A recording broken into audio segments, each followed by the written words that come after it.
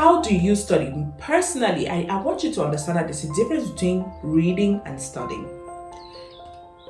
I can be reading this book. This is my book, by the way, How to Be an A-plus Partner, Mom, and Entrepreneur. I can be reading this book and I can decide that I want to study this book. What is reading? You're just reading. You don't necessarily want to retain anything.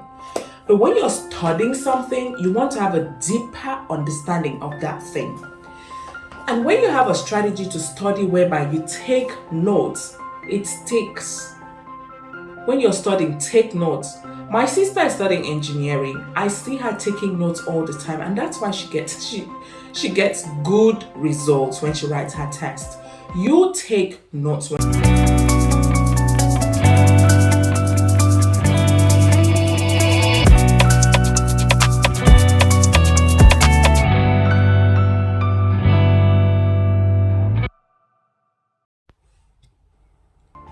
Hey guys, hope you're all doing very well today. Welcome back to another video on the Young and Independent Community channel. Today I want to talk about how I got 10 A's in my MBA. Yes, you heard that right. I got 10 A's in my MBA. And sometimes my sister is like, yeah, you're showing off. I said, yeah, I'm going to show off because to get 10 A's is not easy. I was talking to a young lady 2 days ago, Tega, and she was stressed about the upcoming GCE A-levels exam. I don't know which one she's writing actually. She was stressed about her GCE exams and she's like, I'm not sure.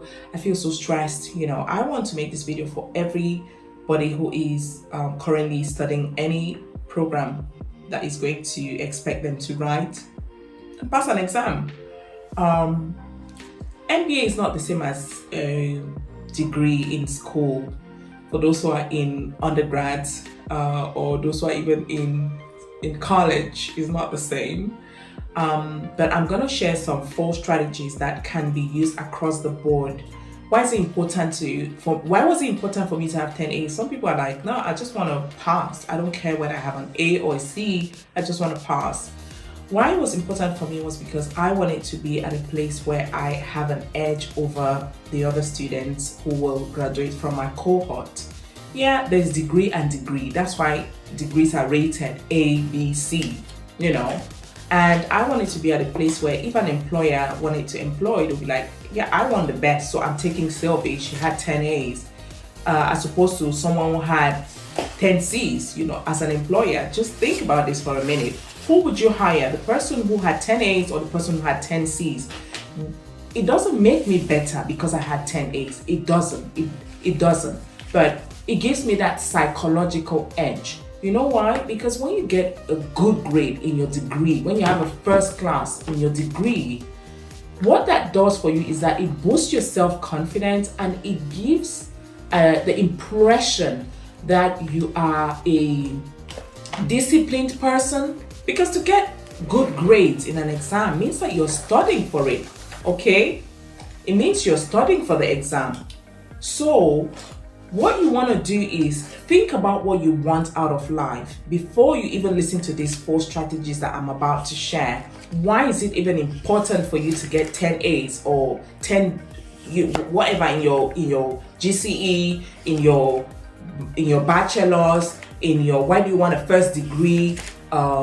Why do you want a distinction degree? Why do you want what you want? That's the first thing you have to think about. Now, let's go straight into the 4 strategies that I have. The first strategy is to determine your study habits. What are habits? The little things that we do that impact our life on a larger scale. These are habits. And in this particular instance, we're going to talk about study habits. What are your study habits? Study habits are habits such as your time management. For example, when you want to study, how do you study? Let's start with that one. How do you study when you want to study? Do you have a notepad like this one? Do you study with a piece of paper, or do you have a journal like this one with a pen? And when you're studying, you're jotting down some of the things that you don't understand, and you plan to ask your professor, your teacher, whoever, your classmate who is smarter than you, do you plan to ask them, how can I really understand this better? That's a study habit. Okay. The second thing is that you have to manage your time very well. When I was studying my MBA, I had I had work, I had 2 children, and I was in a committed relationship. Those are all the things that I had to manage, and these things needed a piece of me. So how do you manage your time? For those of you who are still in college, who don't have all these responsibilities, better. So you have to manage your time. Spend less time with your friends, for example. I was talking to another young lady. She was telling me, "Oh, my friends they say that I'm claiming that what do I think that who can I study more than?" I was like, "Yeah, good for you that your friends say that you're claiming. Yeah, good for you.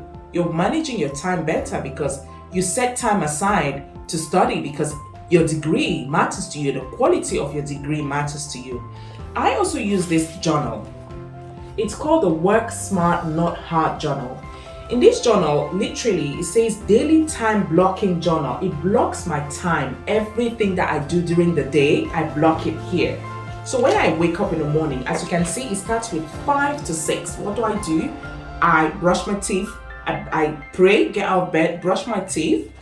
Between 6 and 7, I'm sat at the table just doing some of the things that I would like to do before my kids wake up. So if you have siblings who are noisy, wake up before them.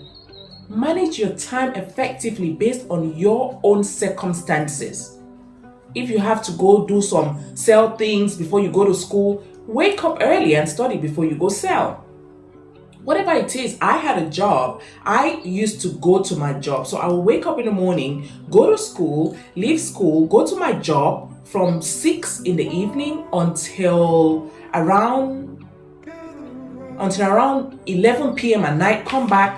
I would sleep maybe for an hour or 2, wake up, study until maybe 3:30. Those are things that you have to do. Those are study habits. And when I was studying for my bachelor's degree, I was working full-time as well. And that was in Cameroon. I used to go to work from 7 in the morning until 6 p.m. in the evening. I would go to school from 6:30, 7-ish, until around 10 p.m. at night. Annie can testify. And I would get home at midnight because I was staying miles apart from my university campus. I'll get home at midnight. By the time I sit, I'm knackered. I need to shower, get to bed. The next day, the same thing. So I had no choice than to study at the weekend. That's why I don't have many friends. So you decide what you want. Study habits. Now, you have to minimize distractions and stay focused. There are people who would say you're claiming to be this and that, but it's all about what you want for your life.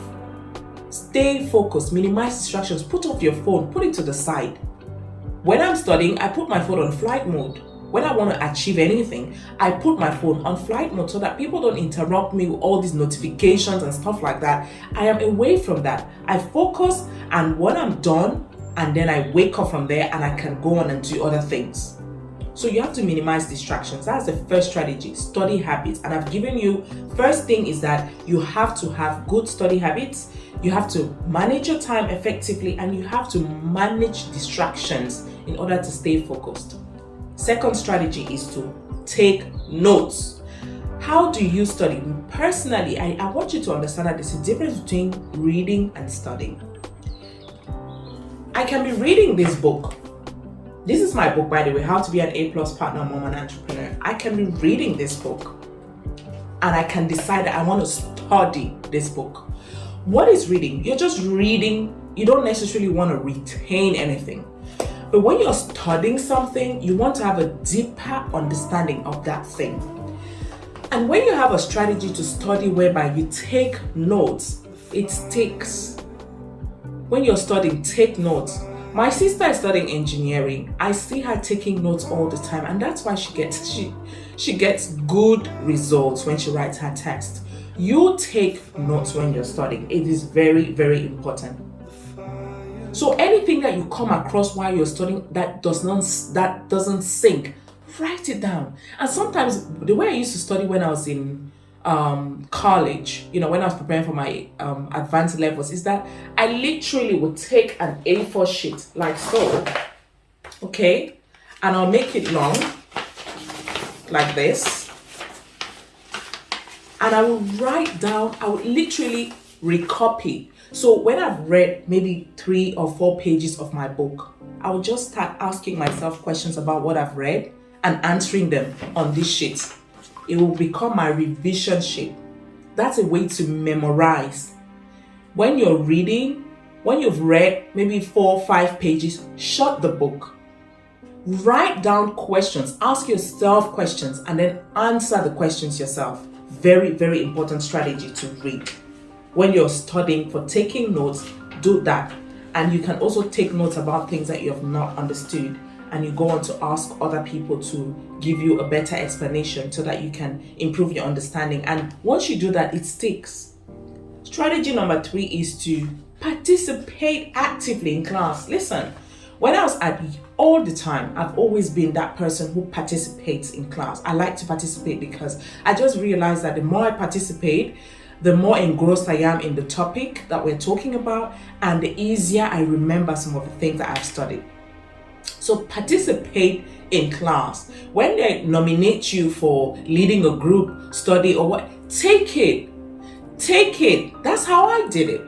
When I was studying my MBA, whenever there was group study and stuff like that, people were like, Tamanda is in charge. I was like, yeah, no problem. Although that meant that I had to do more, I had to put in more work, I accepted the challenge. And it made me better, because if you're a leader, you want to be a leader. You want to be the one that says, oh guys, let's think about it this way. Let's look about it. I came across this, I read this. It forces you to become a better version of yourself. So you have to try as much as possible to participate. Ask questions in class. If they ask a question, even if you don't have the complete answer, it will build your confidence by just raising your hand and saying, I think this is how I see it. Ask questions and answer questions. Participate in class. By participating in class, you're also building a relationship with your professor, with your teacher, with your lecturer. It is important, because then they get to understand who you are, 1, 2, they get to understand your level of understanding, and 3, every time that they then respond or they then follow up on your responses to the questions that they've asked, it makes you understand better, and they are able to help you as well when you do not understand. And they are also able to confirm some of the things that you understand but you were not so confident about. I hope I'm making sense. Strategy number 4, which is not the least strategy, is to actually, I'll add a bonus strategy, which was a game changer for me. So, but let's talk about strategy number 4. Strategy number 4 is to research. Do your own research. In the classroom, you don't have enough hours for the lecturer to tell you everything. So for me, the way I got 10 A's in my MBA was to do that extra bit of work. Where people were not doing the work, I was doing it. Where people were, complacent, I stepped in and I stepped up. Do the extra research. Read the other books. Listen to the other podcasts. Do it. Because if you do it, you understand better. And if you understand better, guess what? You're able to approach examination questions with a different perspective. Why do you get an A? Why do they call it a distinction? Because my degree was a distinction degree. A distinction means that you stand apart from other people. And how do you stand apart? By coming in with a perspective that other people don't necessarily have. And how do you do that? By consuming material that other people do not necessarily consume.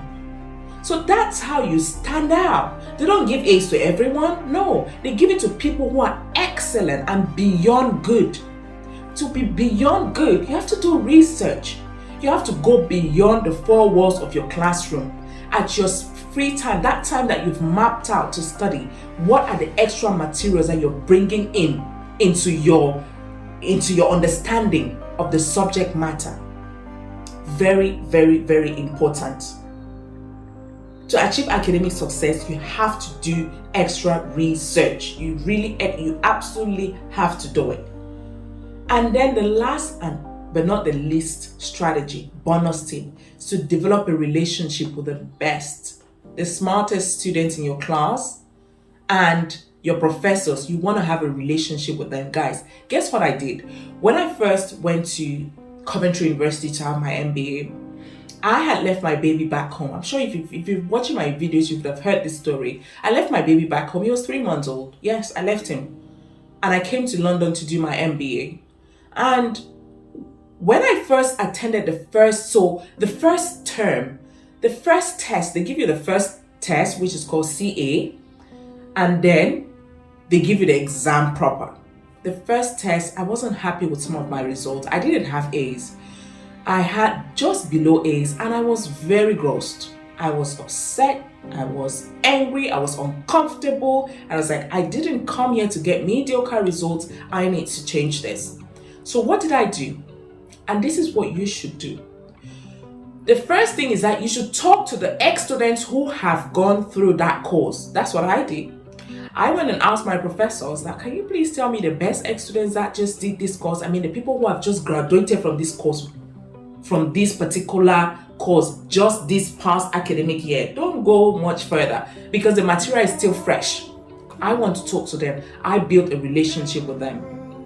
I started to ask them questions about it because they were still, they had just left the university. They were still around.